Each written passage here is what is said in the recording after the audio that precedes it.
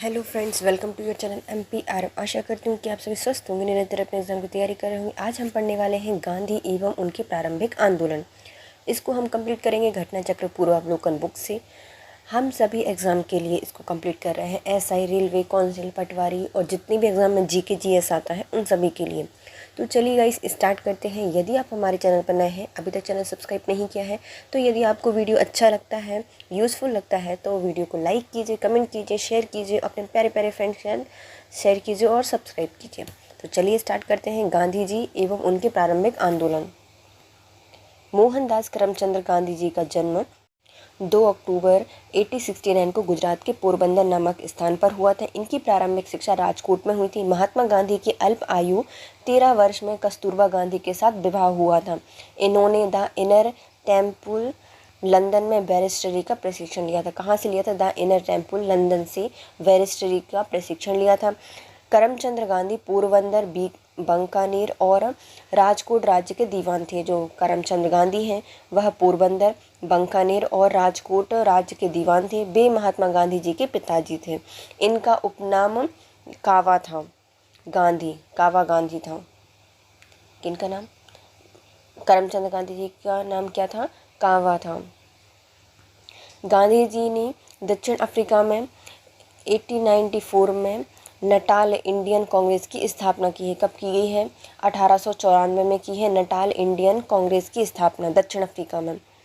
और दक्षिण अफ्रीका के लंबे आंदोलन के दौरान कई बार जेल की यात्रा भी की है। इन्होंने सहयोगियों की सहायता से टॉलस्टॉय फॉर्म की स्थापना भी की थी। तो इन्होंने दक्षिण अफ्रीका में क्या बनाया है? एक नटाल इंडियन कांग्रेस की स्थापना की है। भैया कि इंडिया को कोई नहीं डाल सकता।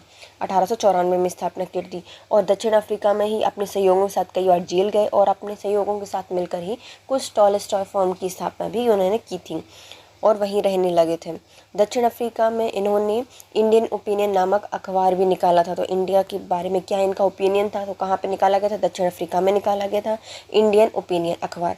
यह गुजराती, हिंदी, तमिल, अंग्रेजी में प्रकाशित होता था। कौन कौन सी भाषा में होता था? तो गुजराती, हिंदी, तमिल, अंग्रेजी में यह प्रकाशित होता था। महात्मा गांधी जी ने फिनिक्स, डरबन, दक्षिण अफ्रीका में वर्ष 1904 में एक आश्रम को स्थापित किया था। तो मतलब दक्षिण अफ्रीका में भी बहुत सारी चीज़ें स्थापना की। यहाँ तो एक ही चीज़ बनाई थी, वहाँ तो 3-3 चीज़ों की स्थापना कर दी है। तो इन्होंने क्या बनाया है? फिनिक्स की स्थापना की थी। कहाँ पर? डरविन, दक्षिण अफ्रीका में। कब? 1904 में। इससे पहले इन्होंने टॉलस्टॉय फॉर्म बनाया था और क्या बनाया था? नटाल इंडियन कांग्रेस की स्थापना की थी। और इंडियन ओपिनियन भी दक्षिण अफ्रीका में ही प्रकाशित किया गया था। फिनिक्स की स्थापना 1904 में की गई थी। यह एक आश्रम था। फिनिक्स आश्रम को 27 फरवरी 2000 को दोबारा खोल दिया गया था। तो फिनिक्स आश्रम को 27 फरवरी 2000 को फिर से खोल दिया गया। फिनिक्स महात्मा गांधी द्वारा स्थापित प्रथम आश्रम था। तो भैया एकदम फिनिक्स फिलिप की वो लगाई होंगी ट्यूबलाइट वगैरह, इसलिए इसका नाम क्या रखा है? फिनिक्स रहा है। महात्मा गांधी जी के द्वारा स्थापित पहला आश्रम था।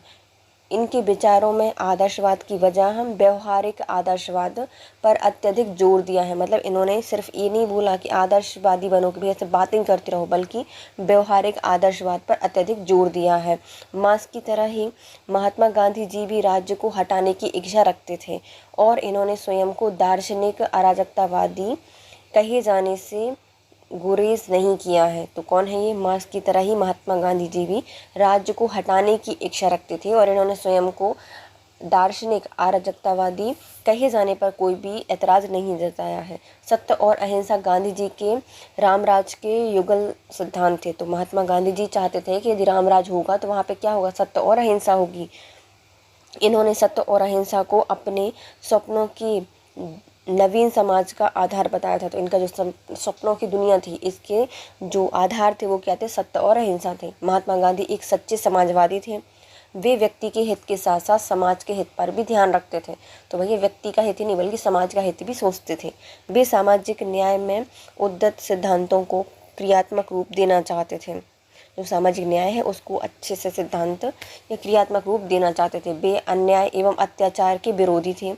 महात्मा गांधी ने लुईस फिशर से स्वयं कहा था, मैं सच्चा समाजवादी हूँ, मेरे समाजवाद का अर्थ है सर्वोदय। किसके द्वारा कहा गया है? महात्मा गांधी जी के द्वारा कहा गया है। किससे कहा था इनने? तो लुईस फिशर से कहा था कि मैं एक सच्चा समाजवादी हूँ। और मेरे समाजवाद का अर्थ है सर्वोदय। महात्मा गांधी जी के समाजवाद में मार्क्सवाद की झलक भी देखने को मिलती है, क्योंकि मार्क्सवादी भी थे, चाहते थे कि राज्य हट जाए, तो इनके समाजवाद में मार्क्सवाद की झलक देखने को मिलती है। महात्मा गांधी श्रम को असाधारण महत्व देते थे। इन्होंने कहा था भैया महत्वपूर्ण तो है श्रम, तो असाधारण महत्व देते थे श्रम को। वे इस सिद्धांत को क्रियात्मक रूप देना चाहते थे कि प्रत्येक से उनके सामर्थ्य के अनुसार कार्य लिया जाए। वे ये चाहते थे कि जो व्यक्ति है वो जितना कार्य कर सकता है उसके अनुसार ही उसको कार्य दिया जाए, तथा प्रत्येक को आवश्यकता अनुसार परिश्रम भी दिया जाए। तो जितनी आवश्यकता है उसके अनुसार ही उसको परिश्रम करना चाहिए। महात्मा गांधी मार्क्सवादियों की भांति भावी आदर्श व्यवस्था में राज्य की स्थापना नहीं चाहते थे। जैसे मार्क्सवाद चाहता था ना कि भावी आदर्श व्यवस्था में राज्य की स्थापना हो, महात्मा गांधी जी ऐसा कुछ नहीं चाहते थे। महात्मा गांधी जी चाहते थे कि भैया नॉर्मल सा राज्य बन जाए, राम राज्य। महात्मा गांधी जी स्वयं कहते हैं कि मैं उसी समस्या को सुलझाने में लगा हूँ जो कि वैज्ञानिक समाजवाद के सामने है। तो ये क्या कहते थे कि मैं उसी समस्या को सुलझाने में लगा हुआ हूँ जो कि वैज्ञानिक समाजवाद के सामने है। अतः गांधी जी को समाजवादियों में एक व्यक्तिवादी एवं समाजवादियों में एक मार्क्सवादी कहा जा सकता है। यदि हम महात्मा गांधी जी को अच्छे से देखें और समझें तो हम उनको क्या कहेंगे, समाजवादियों में एक व्यक्तिवादी और समाजवादियों में एक मार्क्सवादी देखने को मिलेगा। महात्मा गांधी जी की सत्याग्रह रणनीति में हड़ताल को सबसे अंतिम स्थान दिया गया था। तो जो सत्याग्रह करते थे तो इसमें जो हड़ताल थी वह सबसे अंतिम स्थान रखती थी, जबकि उपवास को महात्मा गांधी ने सबसे अधिक प्रभावकारी अस्त्र माना है। तो उपवास रखो, इसका सबसे प्रभावकारी अस्त्र बनाया गया है महात्मा गांधी जी के द्वारा। इन्होंने अग्निबाण इन्होंने उपवास को क्या कहा है, अग्निबाण कहा है। गांधी जी के सत्याग्रह सिद्धांत में सत्याग्रही का उद्देश्य शत्रुओं को पराजित करना नहीं बल्कि उसका हृदय परिवर्तित करके उसे अपने अनुकूल बनाना है। महात्मा गांधी जी कहते थे सत्याग्रह क्या है, तो सत्याग्रही का उद्देश्य कहीं से भी शत्रु को पराजित करना नहीं है बल्कि उसका हृदय परिवर्तित करके अपने अनुकूल बनाना है। यह कार्य सत्याग्रही अपने ऊपर कष्ट झेल कर करता था। तो सत्याग्रही जो करता था वह खुद को ऊपर कष्ट झेल कर इसको करता था। महात्मा गांधी जी ने परिवार नियोजन हेतु सर्वोत्तम उपाय आत्मनियंत्रण बताया है। तो महात्मा गांधी जी जो परिवार नियंत्रण है उसके लिए या परिवार नियोजन है उसके लिए क्या सबसे अच्छा मार्ग बताते हैं, तो इन्होंने आत्मनियंत्रण को इसका सबसे उत्तम उपाय बताया है। गांधी जी 24 वर्ष की आयु में 1893 में एक गुजराती व्यापारी दादा अब्दुल्ला द्वारा मुकदमा लड़ने के लिए दक्षिण अफ्रीका डरबन गए थे। तो ये दक्षिण अफ्रीका पहुंच कैसे गए, तो जो गुजराती व्यापारी था दादा अब्दुल्ला, उसका मुकदमा लड़ने 24 वर्ष की आयु में 1893 में दक्षिण अफ्रीका डरबन गए थे। वह अफ्रीका में लगभग 21 वर्ष रहे थे, मतलब पूरी एक उम्र गुजारी है दक्षिण अफ्रीका में। तो 21 वर्ष इन्होंने दक्षिण अफ्रीका में गुजारे थे। जनवरी 1915 में भारत लौटे। जनता ने बड़ी गर्मजोशी से इनका स्वागत किया। दक्षिण अफ्रीका में उनके संघर्ष और उनकी सफलताओं ने उन्हें भारत में अधिक लोकप्रिय बना दिया था। मतलब इन्होंने दक्षिण अफ्रीका में जो भी किया उसके कारण भारत की जनता इनको जानती थी, इनकी सफलताओं से भी रूबरू थी। भारत आने पर उनका संपर्क गोपाल कृष्ण गोखले से हुआ, जिन्हें गांधी जी ने अपना राजनीतिक गुरु बनाया था। तो भारत आने पर सबसे पहले किन से मिले, गोपाल कृष्ण गोखले से मिले, जो कि क्या बन गए, इनके राजनीतिक गुरु बन गए। इनके प्रभाव से में आकर उन्होंने अपने को भारत की सक्रिय राजनीति जोड़ लिया। तो जैसे ये गोपाल कृष्ण गोखले जी के संपर्क में इन्होंने खुद को क्या एक सक्रिय राजनीति से जोड़ लिया। महात्मा गांधी ने सर्वप्रथम वर्ष 1901 में आयोजित कांग्रेस के कलकत्ता अधिवेशन में भाग लिया था। तो ये नहीं कि मतलब जब भारत आए तभी इन्होंने भाग लिया, नहीं, बल्कि 1901 में जो कांग्रेस का कलकत्ता अधिवेशन था इसमें महात्मा गांधी जी भाग ले चुके थे। इस आंदोलन में महात्मा गांधी जी का दक्षिण अफ्रीका का प्रस्ताव भी पारित हो गया था। तो दक्षिण अफ्रीका का एक प्रस्ताव था, उसको भी इन्होंने पारित यहाँ पे करवा लिया था। इस अधिवेशन की अध्यक्षता दिनसा वाचा के द्वारा की गई थी। मतलब दिन में जो जो हुआ सब कुछ इन्होंने बांट दिया। तो दिनसा वाचा के द्वारा इस कलकत्ता अधिवेशन 1901 में अध्यक्षता की गई थी। ध्यानतलब है कि महात्मा गांधी अपने दक्षिण अफ्रीका प्रवास के बीच में वर्ष 1901 में भारत आए थे। इस दौरान उन्होंने मुंबई में अपने विधि कार्यालय की भी स्थापना की थी। तो जब महात्मा गांधी जी भारत आए दक्षिण अफ्रीका से थोड़ा कुछ दिन के लिए 1901 में, इन्होंने क्या किया, मुंबई में एक विधि कार्यालय की स्थापना की और कलकत्ता अधिवेशन में भी भाग लिया था। अध्यक्षता कौन कर रहे थे उस समय? दिनसा वाजा के द्वारा अध्यक्षता की जा रही थी। महात्मा गांधी ने 1915 में अहमदाबाद के कोचरब क्षेत्र में सत्याग्रह आश्रम की स्थापना की थी। जब भारत में 1915 में आए तो इन्होंने क्या बनाया, एक सत्याग्रह आश्रम बनाया। कहाँ पर? कोचरब क्षेत्र में। यह आश्रम विभिन्न आर्थिक गतिविधियों के संचालन की सुविधा की दृष्टि से 17 जून 1917 को साबरमती नदी के किनारे स्थानांतरित कर दिया गया। तो बहुत सारी आर्थिक गतिविधियां हो रही थी वहाँ पर, उसका अच्छे से संचालन करने के लिए 17 जून 1917 को साबरमती नदी के किनारे इसको स्थानांतरित कर दिया गया। महात्मा गांधी जी राजनीति को सामाजिक उत्थान एवं जन कल्याण के लिए सक्रियता समझते थे। जो महात्मा गांधी थे वह राजनीति को सामाजिक उत्थान एवं जो जन कल्याण है उसके लिए सक्रियता देते थे या समझते थे। इनके संबंध में महात्मा गांधी जी के द्वारा सर्वाधिक महत्वपूर्ण सुझाव राजनीति के क्षेत्र में सत्ता के विकेंद्रीकरण को दिया गया था। तो इसके संबंध में महात्मा गांधी ने क्या सुझाव दिया था कि राजनीति में क्या हो जाए, सत्ता का विकेंद्रीकरण कर दिया जाना चाहिए। सत्ता के विकेंद्रीकरण से उनका तात्पर्य था ग्राम पंचायतों को अपने ग्राम का प्रबंधन प्रशासन करने के लिए सक्रिय करना। तो जो ग्राम पंचायत है वो अपने गाँव में जितना भी प्रबंधन हो रहा है, प्रशासन हो रहा है, उसके लिए सक्रिय हो जाए या फिर उसके लिए काम करे। महात्मा गांधी जी की राजनीति के ये प्रतिमान प्रस्तुत किए गए थे जो कि नैतिकता, धर्म और मानवता का समावेश थी। इन्होंने जो राजनीति में प्रतिमान स्थापित किए थे वो कैसे थे? नैतिकता से पूर्ण, धर्म और मानवता का समावेश था। लेकिन महात्मा गांधी जी की पूर्ण आदर्श राजनीति व्यवस्था के अंतर्गत राज्य अर्थात सत्ता का कोई स्थान नहीं था। इनकी जितनी बड़ी राजनीति व्यवस्था थी, पूर्ण आदर्श राजनीति व्यवस्था थी, इसमें कहीं पर भी सत्ता का कोई स्थान नहीं दिया गया था। वे राजविहीन समाज की स्थापना करना चाहते थे। मतलब वे क्या चाहते थे? राज के बिना ही जो स्टेटलेस सोसाइटी की स्थापना कर दी जाए। महात्मा गांधी जी दक्षिण अफ्रीका में किए गए संघर्ष को निष्क्रिय प्रतिरोध नाम दिया गया था। तो जो महात्मा गांधी जी के दक्षिण अफ्रीका में जितने भी संघर्ष उन्होंने किए थे उसको क्या नाम दिया? निष्क्रिय प्रतिरोध दिया। परंतु बाद में महात्मा गांधी जी ने निष्क्रिय प्रतिरोध के स्थान पर सत्याग्रह शब्द चुना। पहले इन्होंने जोश जोश में कह दिया कि ये क्या है, निष्क्रिय प्रतिरोध है, लेकिन उनको बाद में समझ में आया कि हमने तो गलत बोल दिया। फिर उन्होंने क्या कहा, इसको सत्याग्रह शब्द चुना। भारतीय स्वतंत्रता को प्राप्त करने के लिए इनका सर्वाधिक प्रयोग किया गया था। सत्याग्रह का सबसे पहले ज़्यादा प्रयोग भारत में स्वतंत्रता प्राप्ति के लिए इसका प्रयोग किया गया है। हालांकि महात्मा गांधी जी ने सत्याग्रह और निष्क्रिय प्रतिरोध में अंतर किया है। महात्मा गांधी ने जब इसको बताया ना कि सत्याग्रह है तो इसको भी वो भी कर दिया, अंतर कर दिया कि भैया निष्क्रिय प्रतिरोध क्या होता है और सत्याग्रह क्या होता है। तो इनके अनुसार जो निष्क्रिय प्रतिरोध है वह एक राजनीतिक अस्त्र होता है। क्या है? एक राजनीतिक अस्त्र है। जबकि जो सत्याग्रह है वह क्या है? नैतिक शक्ति है। मतलब निष्क्रिय प्रतिरोध राजनीति का अस्त्र है और सत्याग्रह क्या है? नैतिक शक्ति है। सत्याग्रह का शाब्दिक अर्थ होता है सत्य को मानकर किसी वस्तु के लिए आग्रह करना। मतलब सत्य को मानो और उसके लिए आग्रह करो, अर्थात सत्य और अहिंसा से उत्पन्न होने वाला बल क्या कहलाता है? सत्याग्रह कहलाता है। सत्याग्रह का अर्थ क्या होता है? सत्य को मानकर किसी वस्तु के लिए आग्रह करना सत्याग्रह होता है। इसमें सत्य और अहिंसा से उत्पन्न होने वाला बल माना जाता है। महात्मा गांधी जी ने भारत के स्वतंत्रता संघर्ष के दौरान वर्ष 1917 में चंपारण बिहार में सत्याग्रह प्रारंभ किया था।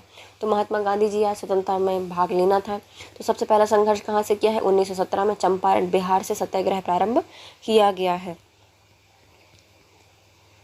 यह गांधी जी का भारत में पहला सफल सत्याग्रह था।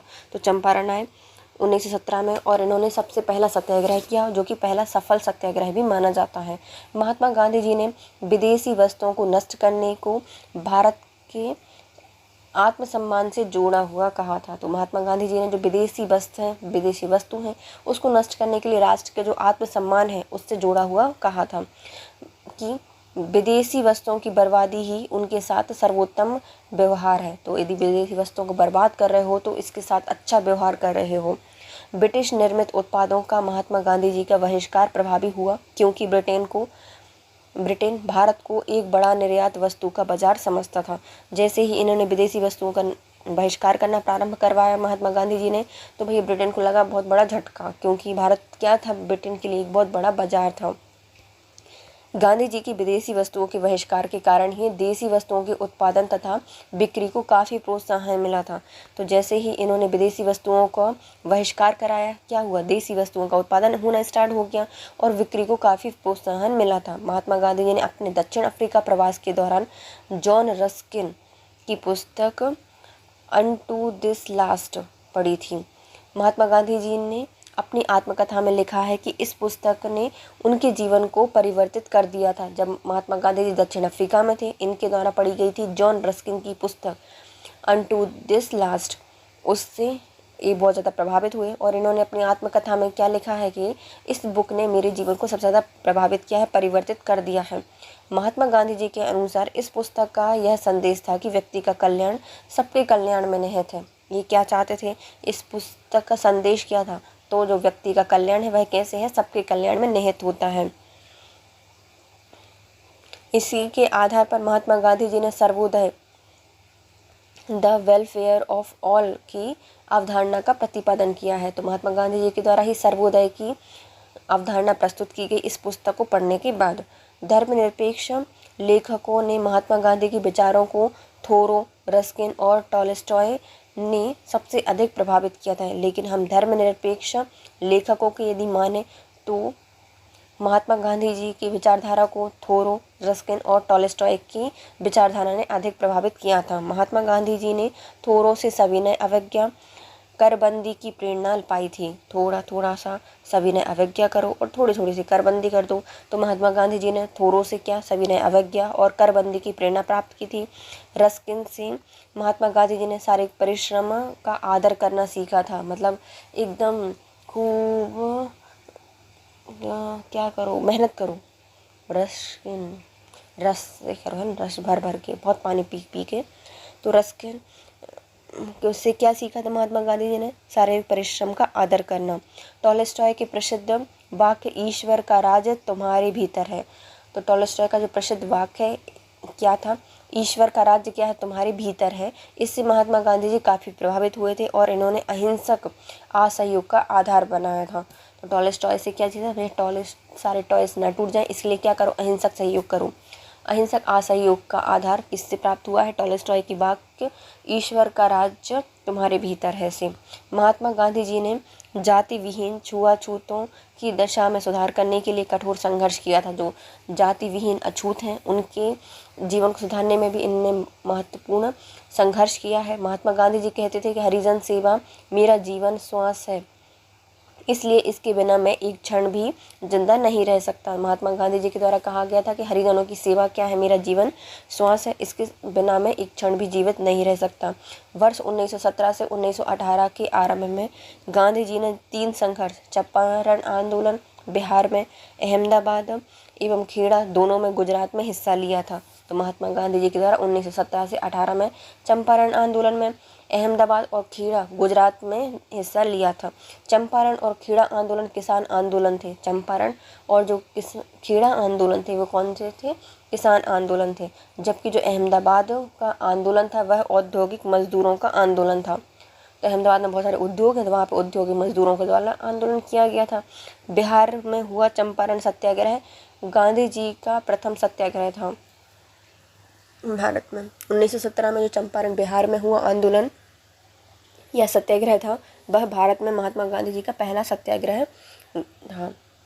19वीं शताब्दी में प्रारंभ में गोरे बागान मालिकों ने चंपारण के किसानों से एक अनुबंध के आधार पर यह विनिश्चित कर लिया था कि उन्हें अपनी भूमि के 3/20वें भाग में नील की खेती करना अनिवार्य है, जिसे तिनकठिया पद्धति के नाम से जाना जाता है। गोरे बागान मालिकों ने किसानों की मजबूरी का फ़ायदा उठाकर उन्हें अनुबंध से मुक्त करने के लिए लगान और अन्य गैरकानूनी अभावों या करों की दर मनमानी ढंग से बढ़ा दी गई। देखो क्या हुआ था, जो बिहार चंपारण है वहाँ पर अंग्रेज़ों के द्वारा वहाँ के किसानों से 19वीं शताब्दी में एक अनुबंध साइन करवा लिया, जिसमें क्या कहा गया था कि जो किसान है वह अपने 3/20 भाग में नील की खेती करेंगे, जिसे क्या कहा जाता है, तिनकठिया पद्धति कहा जाता है।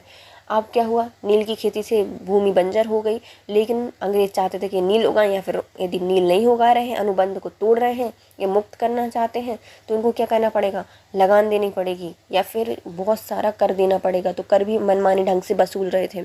इसके कारण ही यह आंदोलन स्टार्ट हुआ था। किसानों ने इस उत्पीड़न के विरोध में महात्मा गांधी जी ने चंपारण में सत्याग्रह प्रारंभ कर दिया।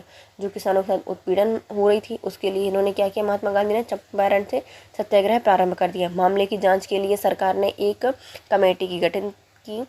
तो सरकार भी डर गई कि भैया एक कमेटी बना लो, वो देख लेगी, जिसमें महात्मा गांधी जी को सदस्य बनाया गया कि भैया तुम ही एक काम करो, इसके सदस्य बन जाओ। बागान मालिक अवैध वसूली का 25% वापस करने पर राजी हो गए और इस प्रकार महात्मा गांधी द्वारा चलाए गए पहला सत्याग्रह सफल रहा। महात्मा गांधी जी को चंपारण आने और कृषकों की समस्या की जांच कराने के लिए हमारे कौन है, पंडित राजकुमार शुक्ल ने राजी कराया था। तो महात्मा गांधी जी ने जब ये सत्याग्रह किया तो सरकार इनकी आगे हार गई और एक कमेटी गठित की गई और जिसके सदस्य कौन बनाए गए, महात्मा गांधी जी बनाए गए। और इसमें जो बागान मालिक हैं उनके द्वारा जो अवैध वसूली गई राशि थी उसका 25% तक किसानों को वापस करवा दिया गया। और अब देखेंगे महात्मा गांधी चंपारण कैसे पहुंचे। तो चंपारण की जो किसानों की समस्या थी उनको किसने बताया था, तो जो पंडित राजकुमार शुक्ल हैं इन्होंने महात्मा गांधी जी को बताया और वहां पर आने के लिए राजी कर लिया। चंपारण समस्या की जांच में महात्मा गांधी जी के सहयोगी में थे आचार्य JB कृपलानी के साथ डॉक्टर राजेंद्र प्रसाद, महादेव देसाई और CF एंड्रूज और डॉक्टर अनुग्रह नारायण सिंह, राजकिशोर प्रसाद, HS पोलाक आदि शामिल हुए थे। जो चंपारण समस्या थी उसको निवारण करने के लिए महात्मा गांधी जी गए। उनके साथ कौन कौन गए थे, कुछ कृपा करने के लिए JB कृपलानी, उन प्रसाद दिया महादेव का, तो राजेंद्र प्रसाद और महादेव देसाई, लेकिन कुछ लोग रूठ गए। तो CF एंड्रूज उनसे अनुग्रह किया, तो डॉक्टर अनुग्रह नारायण सिंह के प्रसाद लो और अपने लक को आजमाओ। तो राजेंद्र प्रसाद के बाद आते हैं किशोर प्रसाद और HS पोलाक जी इसमें शामिल हुए थे। कौन कौन थे, महात्मा गांधी जी थे, JB Kripalani, doctor Rajendra Prasad, Mahadev Desai, CF Andrews, Anugrah Narayan Singh, Rajkishore प्रसाद और HS पोलाक इसमें शामिल हुए थे। NG रंगा ने महात्मा गांधी जी के चंपारण सत्याग्रह का विरोध किया था। किनके द्वारा किया गया था, NG रंगा के द्वारा चंपारण सत्याग्रह का विरोध किया गया था। जबकि रविंद्रनाथ टैगोर ने चंपारण सत्याग्रह के दौरान इन्हें महात्मा की उपाधि दी थी। देखो, दो व्यक्तियों के नाम आते हैं, पहले आते हैं अलग अलग रंगों के लोग जो कि चंपारण सत्याग्रह का विरोध कर रहे थे। दूसरे आते हैं रविंद्रनाथ टैगोर जिन्होंने सत्याग्रह के समय महात्मा गांधी जी को महात्मा की उपाधि दी थी। चंपारण सत्याग्रह के बाद महात्मा गांधी जी का अगला कार्यक्रम या प्रोग्राम 1918 में अहमदाबाद के कॉटन मिल मजदूर एवं मजदूरों में प्लेग बोनस को लेकर विवाद में हस्तक्षेप करना था। तो चंपारण से फेमस हो गए महात्मा गांधी जी, फिर कहाँ पहुँचे, अहमदाबाद पहुँचे 1918 में। वहाँ पर कॉटन मिल मजदूर और जो मालिक थे उनके बीच में क्या हो रहा था, प्लेग बोनस को लेकर विवाद चल रहा था। इसमें इन्होंने हस्तक्षेप किया और महात्मा गांधी जी ने मालिकों और मजदूरों को इस सारे मामले को एक ट्रिब्यूनल को सौंप देने के लिए राजी कर लिया कि भाई तुम लोग दोनों आपस में मत लड़ो, बल्कि पूरा मामला एक ट्रिब्यूनल को दे दो।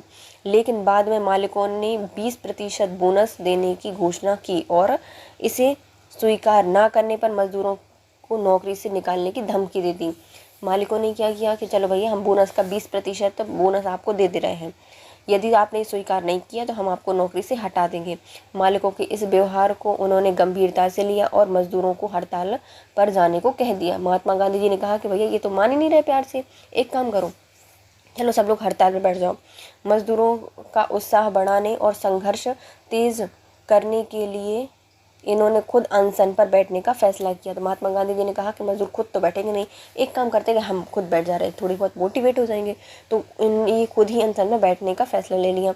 इनके अनशन को मालिकों पर असर पड़ा और सारे मामले को ट्रिब्यूनल को सौंप देने के लिए राजी हो गए। जैसे ही अनशन में बैठे मालिक बेचारे डर गए और उन्होंने कहा कि भैया एक काम करो, पूरा मामला ट्रिब्यूनल को दे दिया जाए। बाद में ट्रिब्यूनल ने 35% बोनस देने का फैसला किया। पहले मालिक दे रहे थे 20%, अब बोनस ने देना पड़ेगा उनको कितना, 35%। किसने कहा था, ट्रिब्यूनल के द्वारा ये कह दिया गया। 1918 में गुजरात के खेड़ा में किसानों की फसल नष्ट हो जाने के बाद भी किसानों से सरकार ने लगान में छूट नहीं दी थी और भूस्वामी उग्राही स्थापित नहीं की थी। इस मुद्दे पर महात्मा गांधी जी ने खेड़ा में किसानों के पक्ष में सत्याग्रह संगठित किया था। तो उसके बाद जैसे अहमदाबाद का आंदोलन हुआ, उसके बाद ये कहाँ चले गए? खेड़ा चले गए। खेड़ा में गुजरात है, वहाँ पर खेड़ा है। 1918 में खेड़ा में गए। वहाँ पे किसानों की फसल नष्ट हो जाने के बाद भी सरकार ने लगान में कोई छूट नहीं दी। इसके लिए कोई भी भू राजस्व उगाही समिति वगैरह है उसको स्थापित नहीं किया। इस मुद्दे को महात्मा गांधी जी ने बहुत सीरियस लिया और एक सत्याग्रह संगठित किया। महात्मा गांधी जी को सर्वप्रथम राष्ट्रपिता सुभाष चंद्र बोस ने कहा था। जुलाई 1944 को सुभाष चंद्र बोस ने आज़ाद हिंद रेडियो पर बोलते हुए गांधी जी को संबोधित किया था। तो राष्ट्रपिता किसके द्वारा कहा गया है? सुभाष चंद्र बोस के द्वारा कहा गया है महात्मा गांधी जी को। और महात्मा की उपाधि रविन्द्रनाथ टैगोर के द्वारा दी गई थी। सुभाष चंद्र बोस ने 1944 में जब आज़ाद हिंद रेडियो से बोलना स्टार्ट किया तो महात्मा गांधी जी को राष्ट्रपिता नाम से संबोधित किया था। इन्होंने कहा था कि भारत की स्वाधीनता का आखिरी युद्ध शुरू हो चुका है। राष्ट्रपिता, इन्होंने क्या कहा था? भारत की स्वाधीनता का आखिरी युद्ध शुरू हो चुका है। राष्ट्रपिता, भारत की मुक्ति के इस पवित्र युद्ध में हमें आपका आशीर्वाद एवं शुभकामनाएं चाहिए। नोआखली काल में प्यारे लाल महात्मा गांधी जी के सचिव थे। अब आते हैं नोआखली काल। इसमें क्या हुआ था? जो प्यारे लाल हैं महात्मा जी के बहुत प्यारे बन गए और इन्होंने इनको बना दिया सचिव। इनकी बहन डॉक्टर सुशीला नैयर महात्मा गांधी जी की व्यक्तिगत चिकित्सक थी। तो भैया बहुत ज़्यादा इनका नेचर कैसा था? सुशील था, इसलिए ये क्या बन गई? महात्मा गांधी जी की व्यक्तिगत चिकित्सक बन गई। प्यारेलाल को महात्मा गांधी जी के दांडी मार्च में भी महत्वपूर्ण भूमिका अदा की गई है। तो प्यारेलाल कौन थे? इनके सचिव थे और इनके द्वारा जो दांडी मार्च था इसमें महत्वपूर्ण भूमिका निभाई गई है। फिर आते हैं जमनालाल बजाज, कपड़ा व्यापारी थे, बैंकर और कांग्रेसी सामाजिक कार्यकर्ता, महात्मा गांधी जी के निकट सहयोगी थे। फिर आते हैं हमारे जमनालाल बजाज। ये कौन है? ये एक कपड़ा व्यापारी हैं, बैंकर हैं और कांग्रेसी सामाजिक कार्यकर्ता और महात्मा गांधी जी के बहुत निकट सहयोगी थे। इनका जन्म जयपुर में हुआ था। इन्हें वर्धा में एक धनवान व्यापारी ने गोद ले लिया था। इनका जन्म हुआ था जयपुर में, लेकिन इनको गोद लिया गया था वर्धा के एक धनवान व्यापारी के द्वारा। वर्ष 1915 में गांधी जी के संपर्क में आए और जीवन भर उनके अनुयायी ही रहे। जब 1915 में महात्मा गांधी जी आए, जमनालाल बजाज इनको यहीं मिले। इन्होंने इनके जीवन से प्रभावित हो गए और इनके जीवन भर अनुयायी हो गए। 30 वर्ष की अवस्था में भारतीय राष्ट्रीय कांग्रेस में भाग लिया था। इन्होंने 30 वर्ष की आयु में भारतीय राष्ट्रीय कांग्रेस में भाग लिया और भारत की प्रति ब्रिटिश सरकार की नीतियों के विरोध में इन्होंने राय बहादुर की उपाधि भी त्याग दी थी। तो जो जमनालाल बजाज हैं, जब ब्रिटिश सरकार के अत्याचारों को देखा तो इन्होंने राय बहादुर की उपाधि भी त्याग दी उनका विरोध करने के लिए। वे कांग्रेस के कोषाध्यक्ष रहे हैं। तो जमनालाल बजाज व्यापारी हैं, तो भैया कुछ व्यापारी संभालेंगे, तो यह क्या बन गए? कांग्रेस के कोषाध्यक्ष बन गए। गांधी सेवा संघ के संस्थापक बने। गांधी जी की सेवा करने के लिए इन्होंने संघ स्थापित किया और गांधी सेवा संघ के संस्थापक बने। वर्ष 1923 में झंडा सत्याग्रह में भाग लेने के लिए पुनः वर्ष 1930 में सविनय अवज्ञा आंदोलन के दौरान जेल गए थे। 1923 में झंडा सत्याग्रह में भाग लिया और पुनः इन्होंने 1930 में सविनय अवज्ञा आंदोलन में भाग लिया और जेल गए। नेक्स्ट आते हैं चार्ल्स एंड्रूज। इन्हें दीनबंधु एंड्रूज कहा जाता है। सेंट स्टीफन कॉलेज दिल्ली के ये प्राध्यापक रहे हैं। तो कौन है ये? चार्ल्स एंड्रूज हैं। इन्हें दीनबंधु एंड्रूज भी कहा जाता है। यह स्टीफन कॉलेज दिल्ली से प्राध्यापक रहे हैं। इन्होंने भारतीयों से इनका गहरा लगाव था। ये हर तरह से भारतीय बनना चाहते थे, तो इनका भारतीयों से बड़ा लगाव था। भले अंग्रेज थे, इसलिए ये क्या चाहते थे कि ये भारतीय बन जाए। रविन्द्रनाथ टैगोर, गोपाल कृष्ण गोखले और महात्मा गांधी से इनके घनिष्ठ संबंध थे। तो रविन्द्रनाथ टैगोर, गोपाल कृष्ण गोखले और जो महात्मा गांधी हैं, इनके साथ चार्ल्स एंड्रूज के अच्छे घनिष्ठ संबंध थे। यह दक्षिण अफ्रीका के फिनिक्स आश्रम यह फॉर्म में महात्मा गांधी जी के साथ रहे हैं। तो ये यहाँ से नहीं बल्कि भारत में आके प्रभावित नहीं हुए, ये दक्षिण अफ्रीका में भी गए थे और फिनिक्स फॉर्म है, वहाँ पर गांधी जी के साथ रहे थे। गांधी जी ने ही गरीबों के प्रति इनकी निरंतर चिंता को देखते हुए इन्हें दीनबंधु की उपाधि दी थी। तो ये इतने ज़्यादा गरीबों के बारे में सोचते थे, इसलिए महात्मा गांधी जी के द्वारा इनको दीनबंधु की उपाधि दी गई थी। फेंड्रोज वर्ष 1925-1927 में ऑल इंडिया ट्रेड यूनियन के अध्यक्ष रहे थे। तो ट्रेड में भी इन्होंने अच्छा योगदान दिया है। एंड्रूज के द्वारा वर्ष 1925 से 1927 तक यह ऑल इंडिया ट्रेड यूनियन के अध्यक्ष रहे हैं। गोलमेज सम्मेलन में भाग लेने के लिए वे गांधी जी के साथ एक सहयोगी के रूप में लंदन गए थे। तो महात्मा गांधी जी अकेले नहीं गए थे, बल्कि एंड्रूज को साथ लेके गए थे लंदन में गोलमेज सम्मेलन में भाग लेने के लिए, और सहयोगी के रूप में यह लंदन में गए थे। छत्तीसगढ़ में महात्मा गांधी जी का प्रथम आगमन 20 दिसंबर 1920 को रायपुर स्थित धमतारी में हुआ था। मतलब छत्तीसगढ़ महात्मा गांधी जी कब गए हैं? तो पहली बार गए थे 20 दिसंबर 1920 को रायपुर में स्थित धमतारी में गए थे। इसके अतिरिक्त वे नवंबर में भी वहां गए थे। दिसंबर में भी गए, नवंबर में गए थे। भारत की स्वाधीनता के समय महात्मा गांधी कांग्रेस के सदस्य नहीं थे। जब भारत स्वाधीन हुआ उस समय महात्मा गांधी जी कांग्रेस के सदस्य नहीं थे। वर्ष 1934 में महात्मा गांधी जी ने कांग्रेस से इस्तीफा दे दिया था कि भैया हमें नहीं रहना तुम्हारे साथ, तुम 3-4 लोग ही अपना काम संभालो।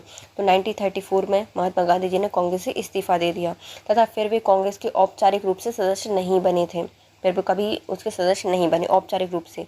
तथापि राजनीतिक परिदृश्य में उनका शक्तिशाली मार्गदर्शी प्रभावी छाया रही थी, या फिर रहा था उनका। इन्होंने राजनीतिक परिदृश्य में उनका शक्तिशाली मार्गदर्शी प्रभाव रहा था, लेकिन वह औपचारिक रूप से कभी इसके सदस्य नहीं बने।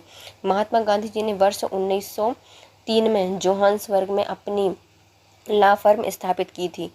कब की है? 1903 में की गई है जोहान्सबर्ग में लॉ फर्म स्थापित की गई थी महात्मा गांधी जी के द्वारा, जहां वे 1910 तक रहे हैं। 1910 तक वे वहाँ रहे। महात्मा गांधी जी ने अपने लॉ फर्म में ट्रस्टीशिप सिद्धांत को लागू किया था। तो इन्होंने 1903 में जोहान्सबर्ग में एक लॉ फर्म बनाई, वहाँ 1910 तक रहे और वहाँ पर इन्होंने अपनी फर्म में ट्रस्टीशिप सिद्धांत को लागू किया था। महात्मा गांधी जी का विचार था कि प्रत्येक देश में अर्थव्यवस्था वहाँ की जलवायु, भूमि और वहाँ के निवासियों के स्वभाव को ध्यान में रखते हुए निश्चित की जानी चाहिए। तो ये क्या चाहते थे कि जो अर्थव्यवस्था है किसी भी देश की, वह वहाँ की जलवायु, भूमि, वहाँ के निवासियों के स्वभाव को देखते हुए निश्चित की जानी चाहिए। इनकी अर्थनीति सभी तरह के शोषण का विरोध करती थी। जो उनकी अर्थनीति थी वह जितने प्रकार के शोषण हैं उन सब का विरोध करती थी, चाहे वह शोषण देश के भीतर एक वर्ग द्वारा दूसरे वर्ग का हो या बाहर से हो। तो वो किसी भी देश में किसी भी शोषण का विरोध करते थे अर्थनीति के लिए, चाहे वो शोषण कैसा भी हो, या फिर देश के भीतर एक दूसरे के द्वारा हो या फिर कहीं बाहर से आए हुए लोगों के द्वारा हो।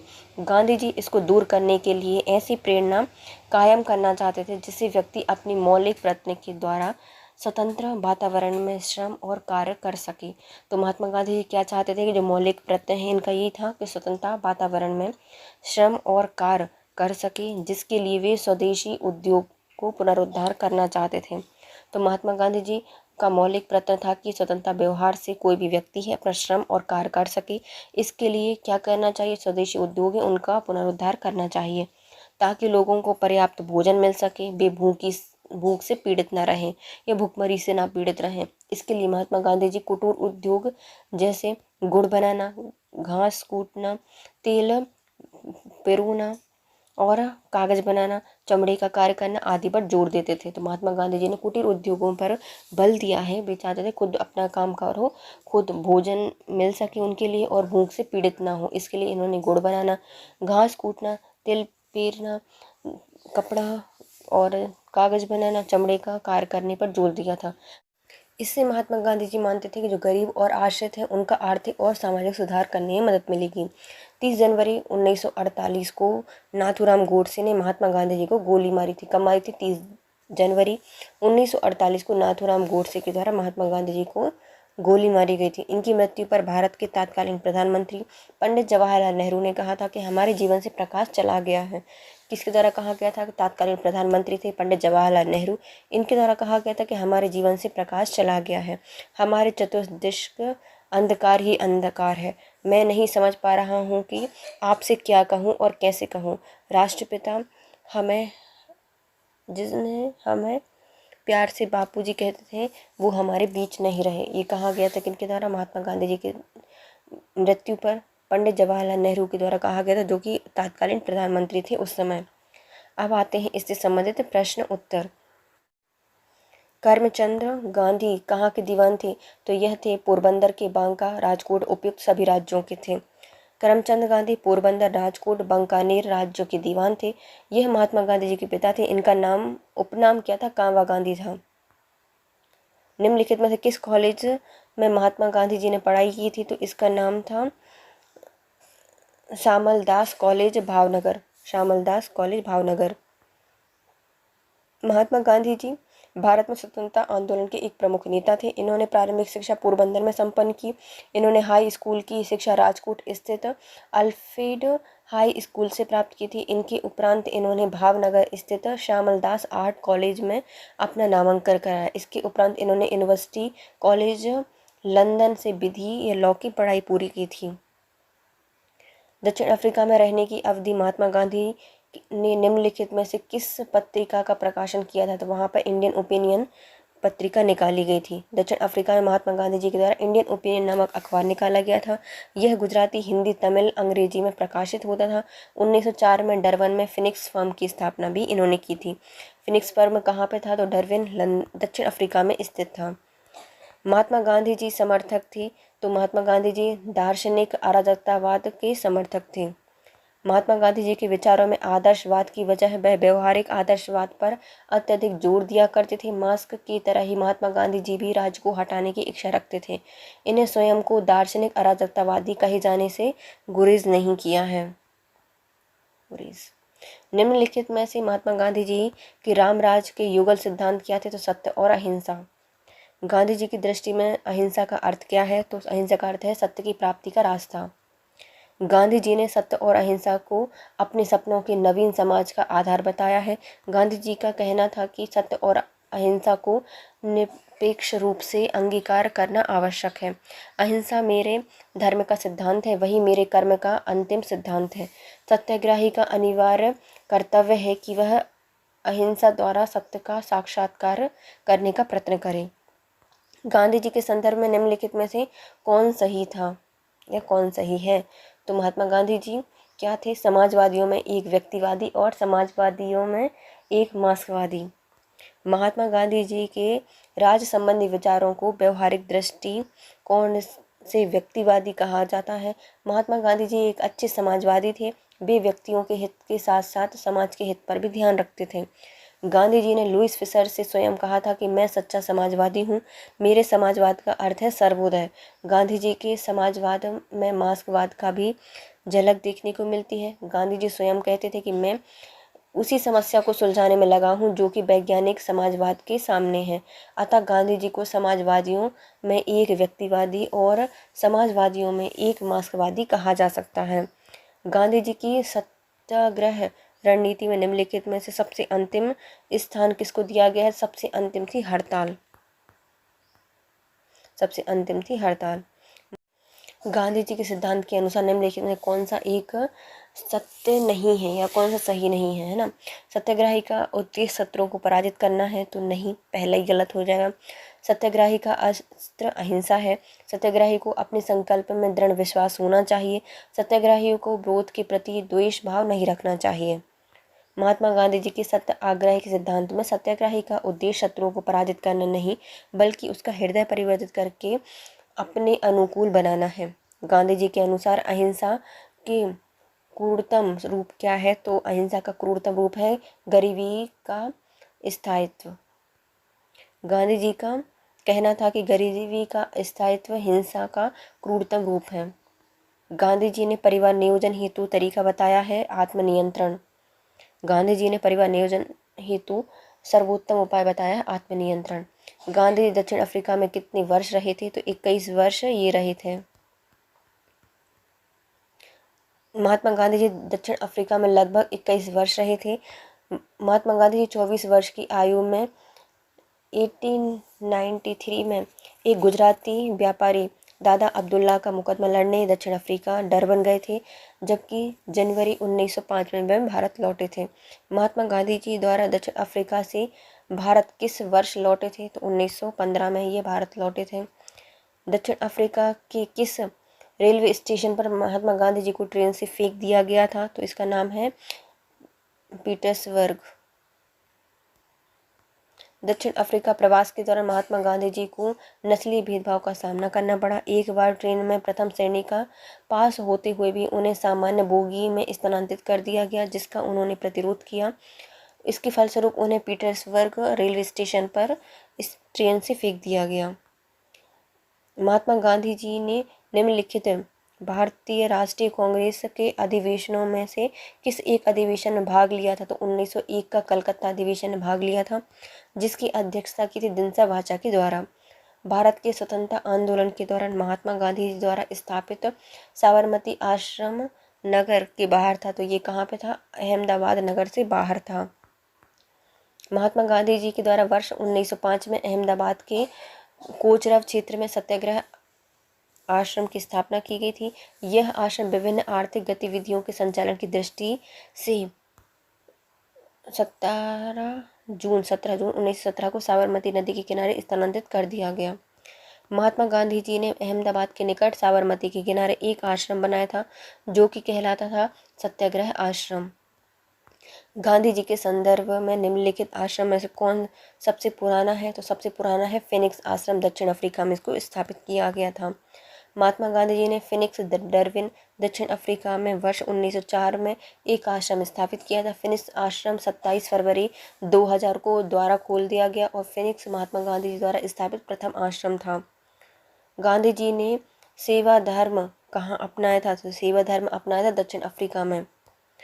गांधी जी के द्वारा दक्षिण अफ्रीका में प्रवास के दौरान वे एक पारसी रुस्तम जी द्वारा खोले गए धर्मार्थ आश्रम में परिचायक के रूप में अपनी सेवाएं प्रदान की और बीमार दुखियों की सेवा का कार्य प्रारंभ किया। वहां पर उन्होंने कंपाउंडर के रूप में भी स्वैच्छिक सेवाएं प्रदान की थी। इन्होंने बुअर युद्ध के समय घायल सिपाहियों की देखरेख एवं सेवा भी कार्य किए थे। बुअर युद्ध के समय घायल सिपाहियों की देखरेख की थी। महात्मा गांधी जी की राजनीतिक गुरु कौन थे? तो महात्मा गांधी जी के राजनीतिक गुरु थे गोपाल कृष्ण गोखले। गोपाल कृष्ण गोखले अपने राजनीतिक दर्शन में सच्चे उदारवादी थे। वह समभाव एवं मृदु न्यायप्रियता में विश्वास रखते थे। उन्हें पूर्ण विश्वास था कि देश का पुनरुद्धार राजनीतिक उत्तेजना के बवंडरों में नहीं हो सकता। वह साध्य और साधन दोनों के पवित्रता में विश्वास रखते थे। गोखले के इन्हीं विचारों से प्रभावित होकर महात्मा गांधी जी ने इन्हें राजनीतिक गुरु बनाया था। महात्मा गांधी जी के अनुसार राजनीति का तात्पर्य क्या है? तो जनता या जन कल्याण के लिए सक्रियता। महात्मा गांधी जी राजनीति को सामाजिक उत्थान एवं जन कल्याण के लिए सक्रियता समझते थे। इनके संबंध में गांधी जी के द्वारा सर्वाधिक महत्वपूर्ण सुझाव राजनीति के क्षेत्र में सत्ता के विकेंद्रीकरण का दिया गया था। विकेंद्रीकरण सत्ता से उनका तात्पर्य था ग्राम पंचायतों को अपने गांव का प्रबंध एवं प्रशासन करने के लिए सक्रिय करना। गांधी जी ने राजनीति का जो प्रतिमान स्थापित किया था, निम्नलिखित में कौन सी विशेषता नहीं थी? तो इन्होंने नैतिकता, धर्म और मानवता पर बल दिया था, लेकिन सत्ता पर बल नहीं दिया। गांधी जी ने राजनीति का जो प्रतिमान प्रस्तुत किया था उसमें नैतिकता, धर्म, मानवता का समावेश था, लेकिन गांधी जी ने पूर्ण आदर्श राजनीति व्यवस्था के अंतर्गत राज अर्थात सत्ता का कोई भी स्थान नहीं दिया था। वे राजविहीन समाज की स्थापना करना चाहते थे। निम्नलिखित में से किसने सत्याग्रह शब्द को गढ़ा है? तो सत्याग्रह शब्द को महात्मा गांधी जी के द्वारा गढ़ा गया है। कहाँ पर गढ़ा गया? हिमालय की चोटियों पर। तो महात्मा गांधी जी ने भतीजे मदन लाल गांधी द्वारा सत्याग्रह शब्द का उपयोग एक प्रायोगिक में किया गया था। सत्याग्रह का किनके द्वारा? उनकी भतीजे हैं मगन लाल गांधी, उनके द्वारा। इन्होंने अपने पुरस्कार प्राप्त हुआ था, जिससे सत्याग्रह शब्द का अर्थ होता है सत्य दृढ़ता से लिया गया, सत्य और दृढ़ता से लिया गया है। बाद में महात्मा गांधी जी ने इसमें सुधार किया और इसका नाम कर दिया गया सत्याग्रह। अतः स्पष्ट है कि सर्वप्रथम सत्याग्रह शब्द का प्रयोग महात्मा गांधी जी के द्वारा किया गया है। भारत में स्वतंत्रता संघर्ष के दौरान सबसे पहले सत्याग्रह किसने किया था? तो महात्मा गांधी जी के द्वारा किया गया है। सत्याग्रह का शाब्दिक अर्थ होता है सत्य को मानकर किसी वस्तु के लिए आग्रह करना और सत्य और अहिंसा से उत्पन्न होने वाला बल। महात्मा गांधी जी ने भारत के स्वतंत्रता संघर्ष में 1917 में चंपारण बिहार में सत्याग्रह प्रारंभ किया और महात्मा गांधी जी के द्वारा भारत में सफल सत्याग्रह था। निम्नलिखित में से कौन सा भारत में महात्मा गांधी जी का प्रथम सत्याग्रह आंदोलन था जिसमें उन्होंने सविनय अवज्ञा का प्रयोग किया था? तो सविनय अवज्ञा का प्रारंभ या प्रयोग किया गया है चंपारण आंदोलन में। चंपारण आंदोलन 1917 में भारत में महात्मा गांधी जी का प्रथम सत्याग्रह आंदोलन था। इन्होंने इसमें सविनय अवज्ञा का प्रयोग किया था। 19वीं शताब्दी के प्रारंभ में बिहार के चंपारण में प्रचलित तिनकटिया पद्धति के विरोध के स्वरूप इस सत्याग्रह का प्रयोग किया गया था। चंपारण सत्याग्रह के उपरांत महात्मा गांधी जी ने इसका प्रयोग 1918 में अहमदाबाद की कॉटन मिल मजदूर मालिक में प्लेग बोनस को लेकर छिड़े विवाद में हस्तक्षेप के लिए किया गया।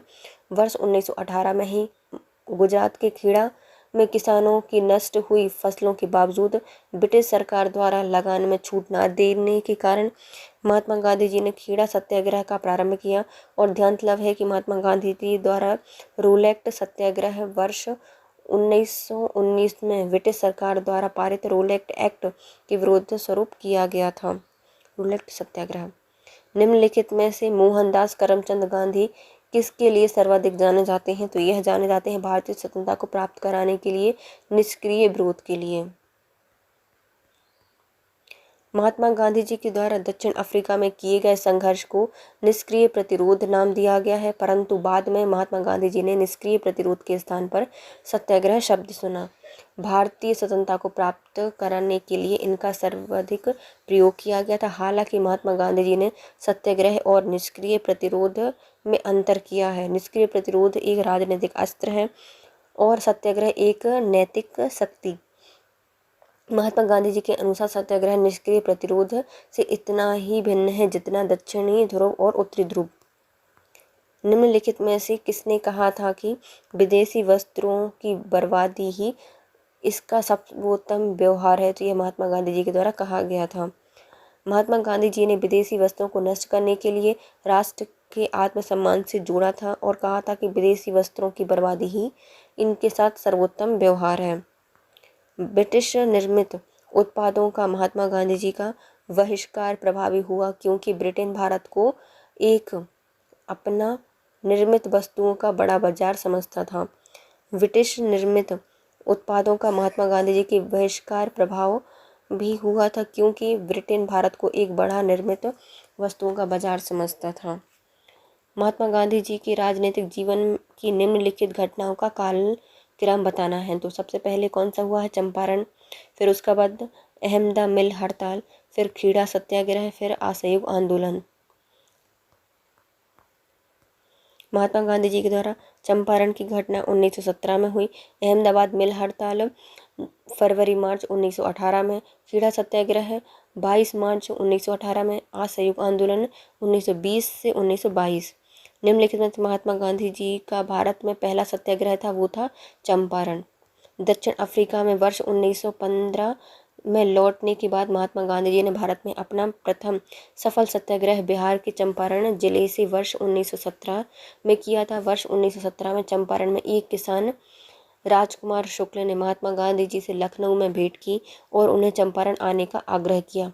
19वीं शताब्दी के प्रारंभ में गोरे बागान मालिकों ने चंपारण के किसानों से एक अनुबंध के द्वारा यह विनिश्चित कर लिया कि उन्हें अपनी भूमि के 3/20 भाग में नील की खेती करना अनिवार्य है, जिसे तिनकटिया पद्धति के नाम से जाना जाता है।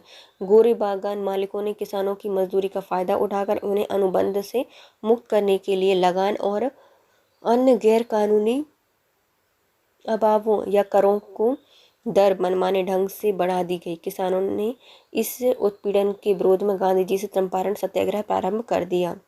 निम्न कथनों में से कौन सा महात्मा गांधी जी के बारे में सही है? इन्होंने अपनी प्रारंभिक शिक्षा राजकोट से की थी, तो ये सही है।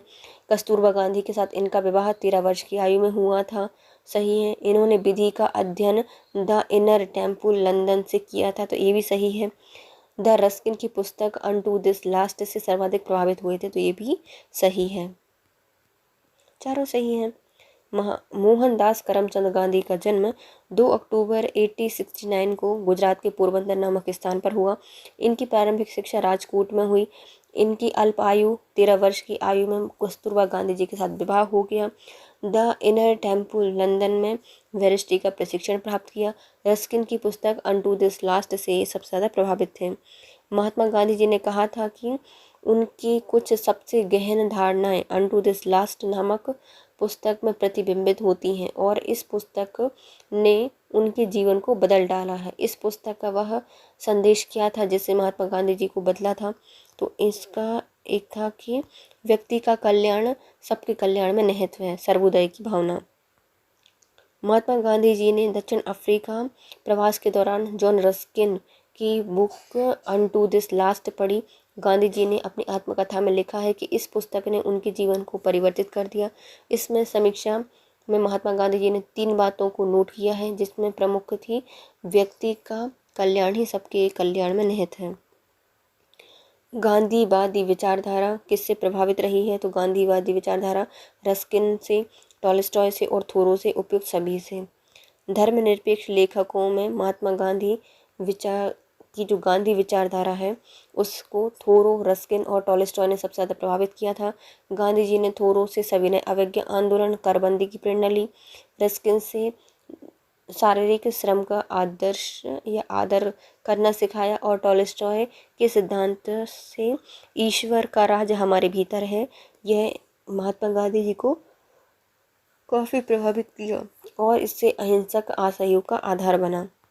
निम्नलिखित में से किस आंदोलन से गांधी जी संबंधित नहीं हैं? तो यह स्वदेशी आंदोलन से संबंधित नहीं है, जबकि खिलाफत आंदोलन, भारत छोड़ो आंदोलन और व्यक्तिगत सत्याग्रह आंदोलन से संबंधित हैं। गांधी जी स्वदेशी आंदोलन से संबंधित नहीं है। स्वदेशी आंदोलन वर्ष 1905 में बंगाल विभाजन के विरोध में हुआ था। उस समय महात्मा गांधी जी दक्षिण अफ्रीका में थे। निम्नलिखित सत्याग्रह में से किसका नेतृत्व महात्मा गांधी जी ने नहीं किया है? तो बारदौली का नहीं किया। भारत छोड़ो आंदोलन, सविनय अवज्ञा आंदोलन और खेड़ा आंदोलन का किया है। गांधी जी ने खेड़ा आंदोलन 1918, सविनय अवज्ञा आंदोलन 1930, भारत छोड़ो आंदोलन 1942 का नेतृत्व किया है, लेकिन बारदौली सत्याग्रह 1928 में हुआ था और इसका नेतृत्व सरदार वल्लभ भाई पटेल के द्वारा किया गया है। निम्न कथनों में से महात्मा गांधी जी के संदर्भ में कौन सा सही है? तो यह जाति विहीन अछूतों की दशा में सुधारने के लिए कठोर संघर्ष किया है, सही है। असहयोग आंदोलन शुरू किया था, सविनय अवज्ञा आंदोलन शुरू किया था, उपयोग सभी किए हैं। महात्मा गांधी जी ने जाति विहीन अछूतों की दशा में सुधारने के लिए कठोर संघर्ष किया। गांधी जी कहते थे कि हरिजन सेवा मेरा जीवन की श्वास है, इसके बिना मैं एक क्षण भी जिंदा नहीं रह सकता। गांधी जी ने असहयोग आंदोलन, सविनय अवज्ञा आंदोलन को प्रारंभ किया। महात्मा गांधी जी को सर्वप्रथम राष्ट्रपिता किसने कहा था? तो राष्ट्रपिता कहा गया है सुभाष चंद्र बोस के द्वारा, ऑप्शन है डी। महात्मा गांधी जी के नाम के पहले महात्मा जोड़ा गया था कब? तो चंपारण आंदोलन के दौरान रविन्द्रनाथ टैगोर के द्वारा यह उपाधि उनको दी गई थी। गांधी जी को चंपारण सत्याग्रह का सफल नेतृत्व करने पर रविन्द्रनाथ टैगोर ने पहली बार उनको महात्मा कहा था। निम्नलिखित में से किसने महात्मा गांधी जी को सर्वप्रथम महात्मा तौर पर संबोधित किया है? तो यह है रविन्द्रनाथ टैगोर।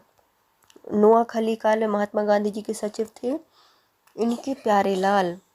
नोआखली काल में प्यारेलाल महात्मा गांधी जी के सचिव थे और उनकी बहन डॉक्टर सुशीला नैयर ये इनकी व्यक्तिगत चिकित्सक थी। प्यारेलाल ने महात्मा गांधी जी के दांडी मार्च में भी महत्वपूर्ण योगदान दिया है। सत्याग्रह आंदोलन में महात्मा गांधी जी ने प्रत्यक्ष रूप से भाग नहीं लिया, तो ये है बायकॉम सत्याग्रह, बल्कि राजकोट सत्याग्रह, खेड़ा सत्याग्रह और असहयोग में ये प्रत्यक्ष रूप से सम्मिलित थे, लेकिन बायकॉम में नहीं थे। बायकॉम के मंदिर प्रवेश सत्याग्रह में गांधी जी ने प्रत्यक्ष रूप से भाग नहीं लिया, जबकि खेड़ा सत्याग्रह, राजकोट सत्याग्रह और असहयोग आंदोलन का नेतृत्व स्वयं गांधी जी ने किया है। और राजकोट सत्याग्रह 1939 के संबंध में महात्मा गांधी जी के 4 दिनों के अनशन के बाद वायसराय की मध्यस्थता से राजकोट के शासन समझौते पर राजी हुए थे। भारतीय इतिहास के संदर्भ में बायकॉम सत्याग्रह के संबंध में निम्नलिखित में से कौन सा सही है ये बताना है। यह अस्पृश्यता और जातिगत भेदभाव के विरोध में एक सत्याग्रह था, तो ये सही है। महात्मा गांधी ने इस सत्याग्रह में भाग लिया था, तो ये क्या हो जाएगा? सही हो जाएगा, लेकिन प्रत्यक्ष नहीं लिया था। केरल में हिंदू समाज में अस्पृश्यता और जातिगत भेदभाव के विरोध में तत्कालीन त्रावणकोर, वर्तमान में केरल का अंग, में एक सामाजिक विरोध प्रदर्शन आयोजन किया गया जिसने बायकॉम सत्याग्रह 1924-1925 नाम दिया गया। यद्यपि गांधी जी ने इस आंदोलन में प्रत्यक्ष रूप से भाग नहीं लिया था, लेकिन इसका निर्देशन एवं समर्थन इस आंदोलन को प्राप्त हुआ था। चूँकि दूसरे कथन भी सही हो जाए, अप्रत्यक्ष प्रत्यक्ष नहीं है, इसलिए दोनों सही माने जाएंगे। महात्मा गांधी जी का छत्तीसगढ़ में प्रथम आगमन हुआ था 30 दिसंबर 1920 को 20 दिसंबर 1920 को। छत्तीसगढ़ में महात्मा गांधी जी का प्रथम आंदोलन 20 दिसंबर 1920 को रायपुर के धमतारी में हुआ था और इसके अतिरिक्त वह 24 नवंबर 1933 को भी वह आए थे। गांधी जी ने निम्नलिखित अनुयायियों में से कौन पेशे से एक शिक्षक थे? तो ये हैं हमारे JB कृपलानी एक शिक्षक थे और AN सिन्हा वकील, ब्रज किशोर प्रसाद वकील थे। प्रश्न में विकल्प में महात्मा गांधी के अनुयायियों में से JB कृपलानी पेशे से शिक्षक थे। अन्य रूप में जो सब वकालत कार्य से जुड़े गए हैं। राजेंद्र प्रसाद भी कुछ समय के लिए शिक्षक कार्य किया था और लेकिन मुख्यतः ये वकील थे। किस उद्योगपति में से निम्न सबसे लंबे समय तक AICC के खजांची रहे हैं और 1930 में जेल गए थे? तो ये हैं हमारे जमनालाल बजाज। सेठ जमनालाल बजाज महात्मा गांधी के निकट सहयोगी में से एक हैं। वे लंबे समय तक भारतीय राष्ट्रीय कांग्रेस के कोषाध्यक्ष रहे और 1923 में झंडा सत्याग्रह में भाग लिया और 1930 में वह सविनय अवज्ञा आंदोलन के दौरान जेल गए थे। भारतीय कपड़ा व्यापारी, बैंकर, कांग्रेसी महात्मा गांधी के निकट सहयोगी कौन है? तो ये हैं हमारे जमनालाल बजाज। जमनालाल बजाज एक कपड़ा व्यापारी थे, बैंकर थे, कांग्रेसी समाज कार्यकर्ता थे, महात्मा गांधी जी के निकट सहयोगी थे। स्वाधीनता आंदोलन के दौरान महात्मा गांधी के करीबी अंग्रेज मित्र कौन थे? तो स्वाधीनता आंदोलन के समय महात्मा गांधी जी के करीबी अंग्रेज मित्र थे रेवरेंड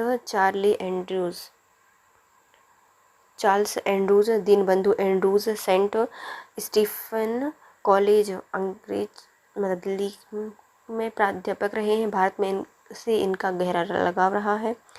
इस तरह से भारतीय बनना चाहते थे। रविन्द्रनाथ टैगोर, गोपाल कृष्ण गोखले, महात्मा गांधी इनकी घनिष्ठ संबंध थे। वे दक्षिण अफ्रीका के फिनिक्स फार्म में महात्मा गांधी जी के साथ रहे थे। गांधी जी ने इन्हें गरीबों के प्रति निरंतर चिंता को देखते हुए इन्हें दीनबंधु की उपाधि से सम्मानित किया था। CF एंड्रूज वर्ष 1925 और 27 में ऑल इंडिया ट्रेड यूनियन के अध्यक्ष रहे हैं। गोलमेज सम्मेलन में भाग लेने के लिए महात्मा गांधी के साथ एक सहयोगी के रूप में लंदन गए थे। निम्नलिखित में किस कारागार को महात्मा गांधी जी ने मंदिर का नाम दिया है? तो वो है यदवदा जेल। कारागार यदवदा महाराष्ट्र के पुणे जिले में स्थित है। महात्मा गांधी जी ने वर्ष 1930 में बंदी के रूप में यहाँ भेजा गया था। वहाँ से गांधी जी ने साबरमती के आश्रम वासियों को प्रत्येक सप्ताह पत्र के रूप में संदेश भेजा करते थे। यदवदा जेल में महात्मा गांधी जी ने अपने अनुभव एवं आध्यात्मिक प्रगति की समीक्षा करते हुए यदवदा कारागार को मंदिर का दर्जा दिया है। भारत की स्वाधीनता के समय महात्मा गांधी जी कहाँ थे? तो महात्मा गांधी जी कांग्रेस के सदस्य नहीं थे। भारत की स्वाधीनता के समय महात्मा गांधी जी कांग्रेस के सदस्य नहीं थे। वर्ष 1934 में महात्मा गांधी जी ने कांग्रेस से इस्तीफा दे दिया था। फिर वह कांग्रेस के औपचारिक रूप से सदस्य कभी नहीं बने। राजनीतिक परिदृश्य में उनका शक्तिशाली मार्गदर्शी प्रभाव छाया रही थी बस। महात्मा गांधी की मृत्यु पर किसने कहा था कि हमारे जीवन से प्रकाश चला गया है? तो ये नेहरू जी ने कहा था। 30 जनवरी 1948 को नाथूराम गोडसे ने महात्मा गांधी जी को गोली मारकर हत्या कर दी थी। तत्कालीन प्रधानमंत्री जवाहरलाल नेहरू के द्वारा कहा गया था कि हमारे जीवन से प्रकाश चला गया है, हमारे चरदृश्य अंधकार ही अंधकार है। मैं नहीं समझ पा रहा हूँ कि मैं आपसे क्या कहूँ और कैसे कहूँ। राष्ट्रपिता हमें प्यार से बापू कहते थे, अब हमारे बीच नहीं रहे। गांधी जी को वन मैन बाउंड्री फोर्स कहकर किसने संबोधित किया था? तो यह माउंटबेटन के द्वारा कहा गया था। माउंटबेटन ने महात्मा गांधी को वन मैन बाउंड्री फोर्स की उपाधि दी थी, जो काम 50,000 हथियार बंद सिपाही नहीं कर सके, वह काम महात्मा गांधी जी ने कर दिखाया था। निम्नलिखित में से किसने महात्मा गांधी जी को आदेशित किया था कि वह भारत में प्रथम वर्ष खुले कान पर मुंह बंद कर व्यतीत करें? तो यह गोपाल कृष्ण गोखले के द्वारा कहा गया था। महात्मा गांधी जी गोपाल कृष्ण गोखले को अपना राजनीतिक गुरु मानते थे। गोपाल कृष्ण गोखले ने महात्मा गांधी जी को आदेशित किया था कि वह भारत में प्रथम वर्ष खुले कान के साथ बिना मुंह लेकिन मुंह बंद करके व्यतीत करें, गोपाल कृष्ण गोखले के द्वारा कहा गया था। भारतीय राजनीति में प्रवेश से पूर्व 1 वर्ष तक देश में पर्यवेक्षक एवं विद्यार्थी के रूप में रहने की सलाह महात्मा गांधी जी को दी थी गोपाल कृष्ण गोखले के द्वारा।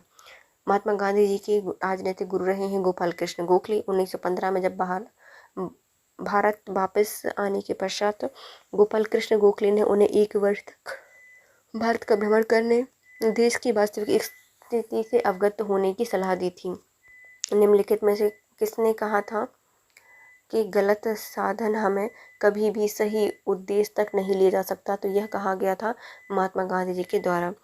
महात्मा गांधी जी कहते थे कि गलत साधन हमें कभी भी सही उद्देश्य तक नहीं ले जा सकता। निम्नलिखित में से कौन इस सिद्धांत के प्रबल समर्थक थे कि जो नैतिक दृष्टिकोण से गलत है वह राजनीतिक दृष्टिकोण से कभी सही नहीं हो सकता? तो ये महात्मा गांधी जी कहते थे। महात्मा गांधी जी राजनीति में नैतिक मूल्यों की स्थापना के प्रबल समर्थक थे। उनका मानना था कि नैतिकता विहीन राजनीति राज को गत में मिला सकती है। वे मानते थे कि नैतिक दृष्टिकोण से गलत है वह राजनीति दृष्टिकोण से कभी सही नहीं हो सकता। इसलिए गांधी जी के बारे में कहा गया है कि महात्मा गांधी जी राजनीतियों में संत थे और संतों में राजनीतिज्ञ। महात्मा गांधी जी ने अपना पहला सत्याग्रह प्रारंभ किया था तो मजदूरों को कम वेतन दिए जाने के विरोध में।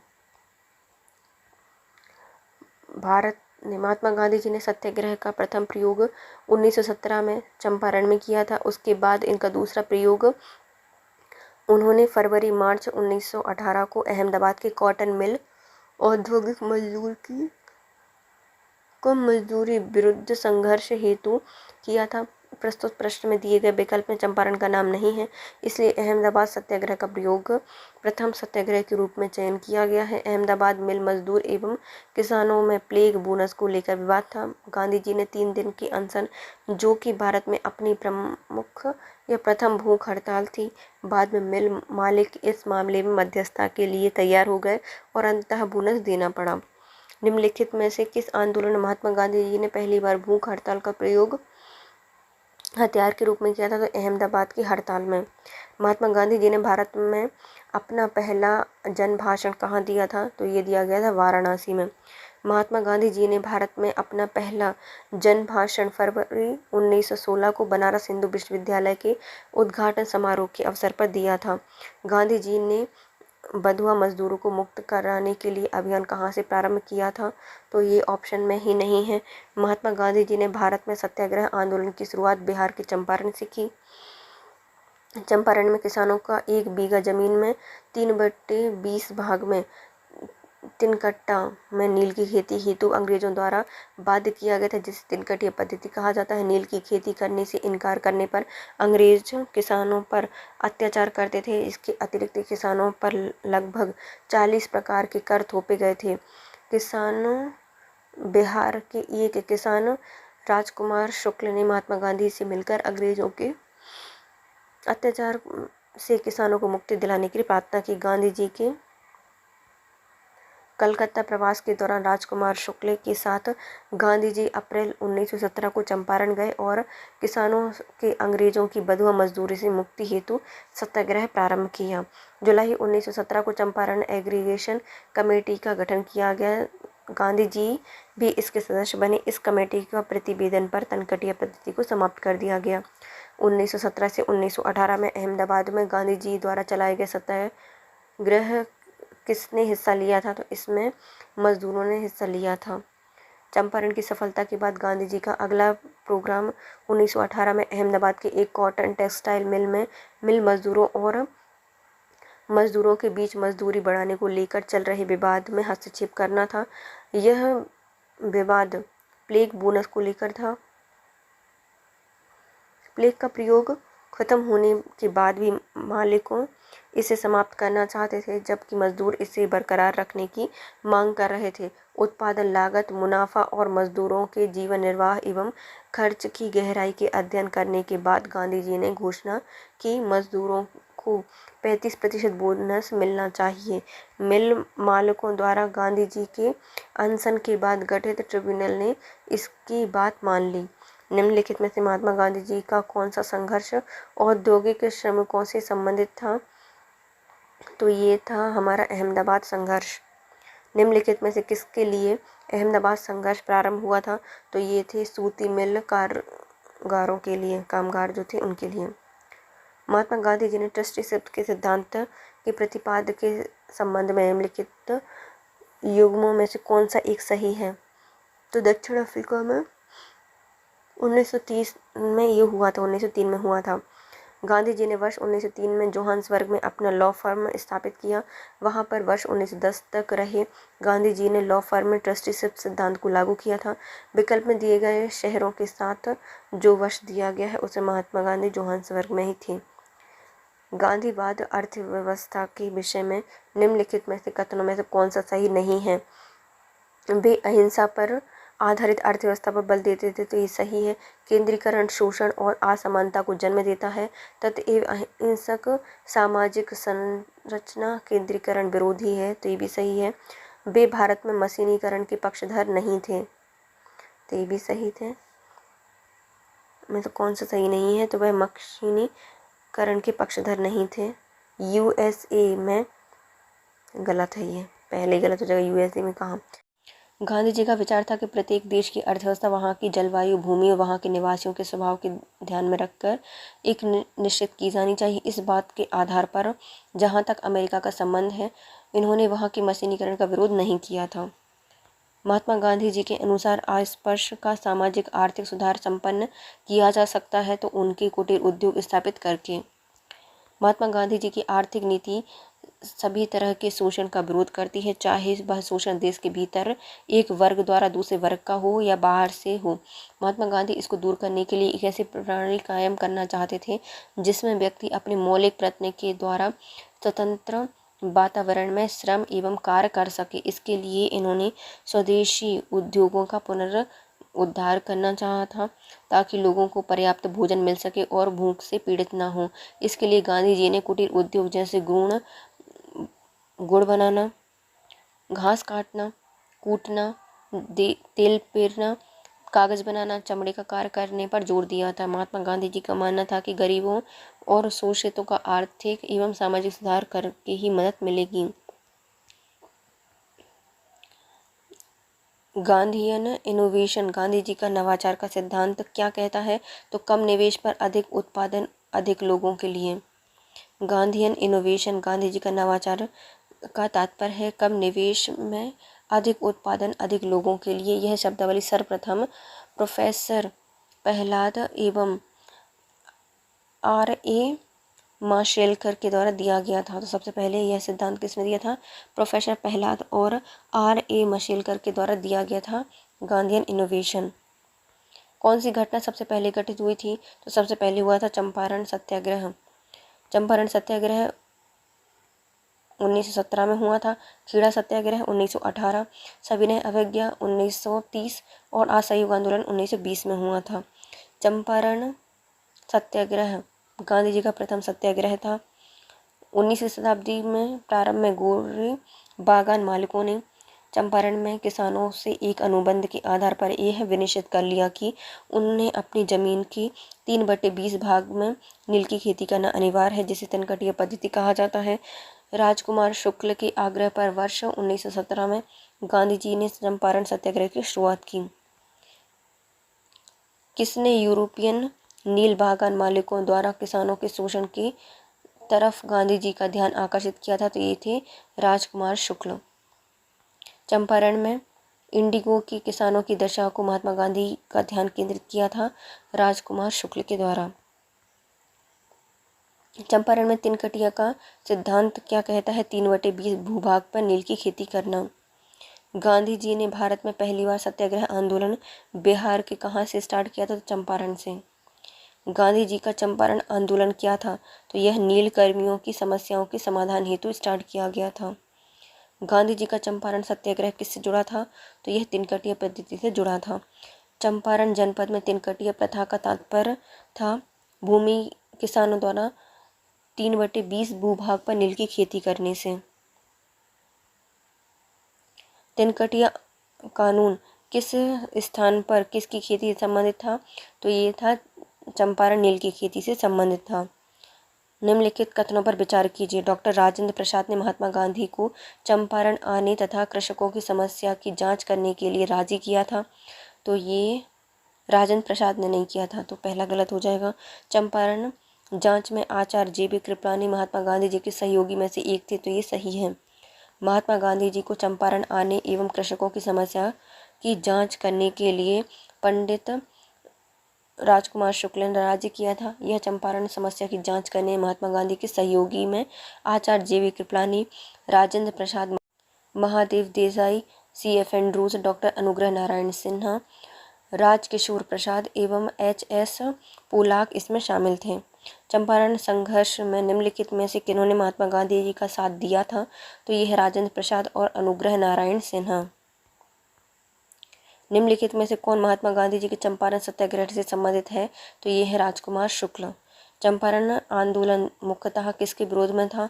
तो यह तिनकटिया पद्धति नगदी फसल के संबंध में था। चंपारण आंदोलन 1917 में मुख्य रूप से नगदी फसल के विरोध में प्रारंभ स्टार्ट हुआ था।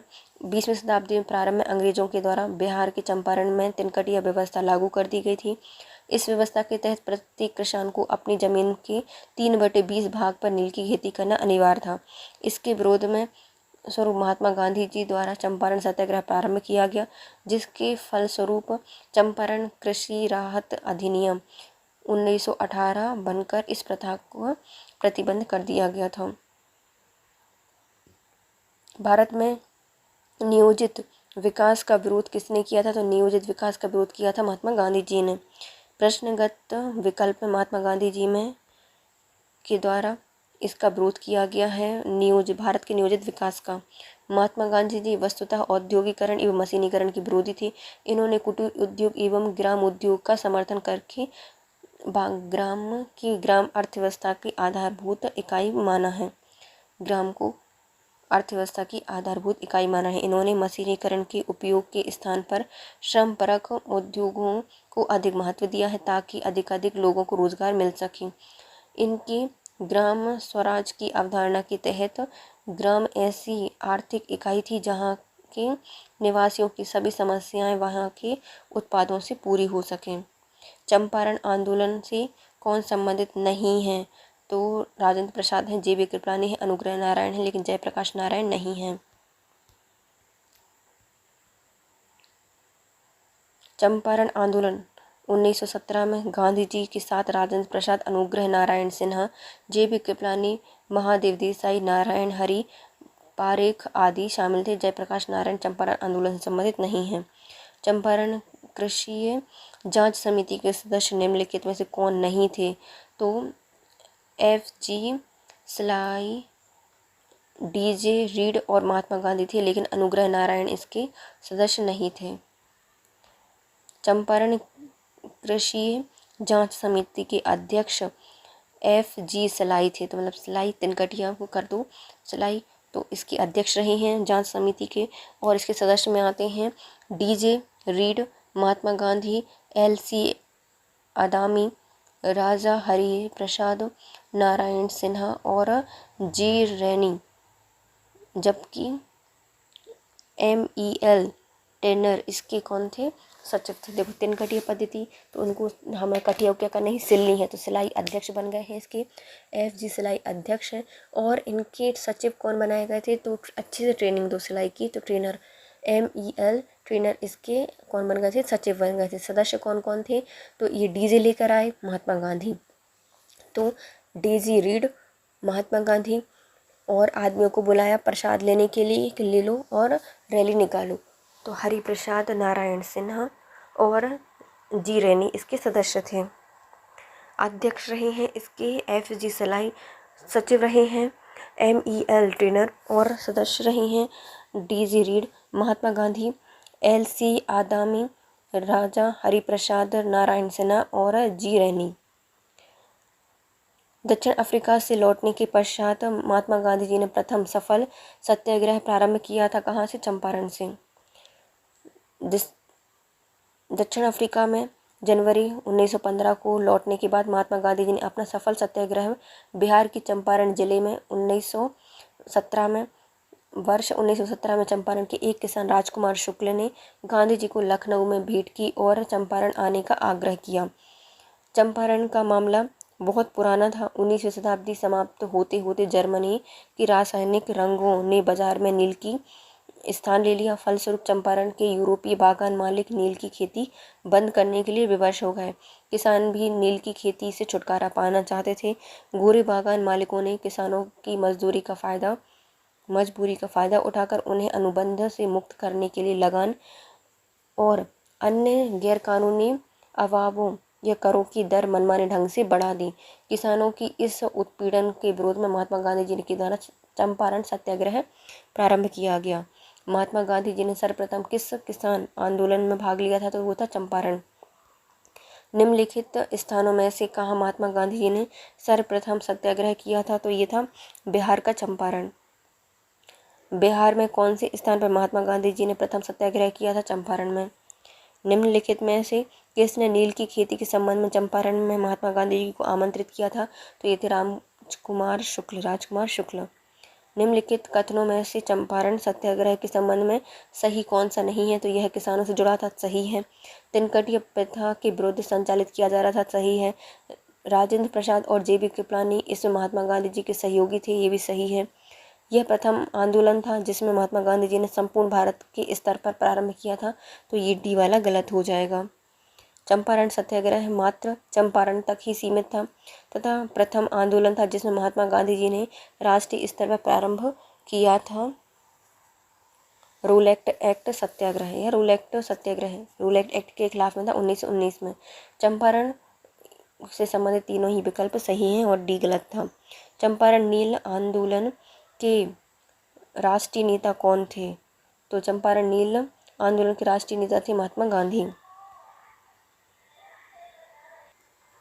नील आंदोलन चंपारण के जो नील आंदोलन में राष्ट्रीय नेता रहे हैं महात्मा गांधी। वर्ष 1917 में चंपारण में नील की खेती करने वाले किसानों के प्रति यूनियन बागान मालिकों के अत्याचार के विरोध महात्मा गांधी जी के द्वारा पहला सत्याग्रह किया गया था।